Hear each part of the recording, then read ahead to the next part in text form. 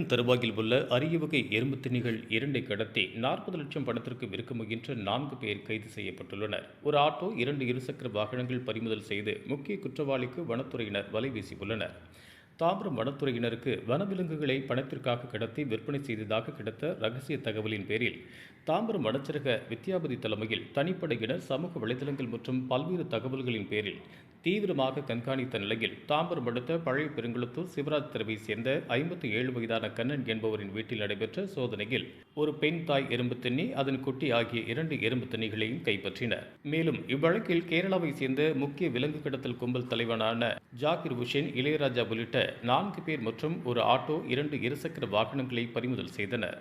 மேலும் பிடிப்பட்ட எறும்பு திணிகள் உணவின்றி சோர்வாக கிடந்த நிலையில் வனத்துறை சார்பில் கூண்டின் அருகே கரையான் அரித்த மரங்களை போட்டு உணவளித்தனர். இந்தியா, நேபாள், பூட்டான், ஸ்ரீலங்கா ஆகிய நாட்டில் இருப்பிடமாக உள்ள எறும்பு திணிகளுக்கு சீனா, தைவான், ஜப்பான் உள்ளிட்ட நாடுகளில் மருத்துவ பொருளாகவும் அழகு பொருளாகவும் வைக்க அதிக வரவேற்புள்ள இந்த எறும்பு திணிகளின் செதில்கள், நகங்கள், பற்கள், தோள்கள் விளங்குவதால் ஆந்திராவில் பிடிப்பட்டு அங்கிருந்து கடத்தி வந்து பழைய பெருங்குளத்தூரில் வைத்து ரூபாய் 40 லட்சம் வரையில் பேரம் பேசி விற்பனை செய்து வந்ததாகவும் அப்போது வனத்துறையினரும் பிடிப்பட்டதாக கூறியுள்ளனர். இதனையடுத்து கைது செய்யப்பட்ட 4 பேரை நீதிமன்றத்தில் ஆஜர்படுத்தி புழல் சிறையில் அடைத்தனர். மேலும் முக்கிய குற்றவாளியை கைது செய்ய நடவடிக்கை மேற்கொண்டுள்ளனர்.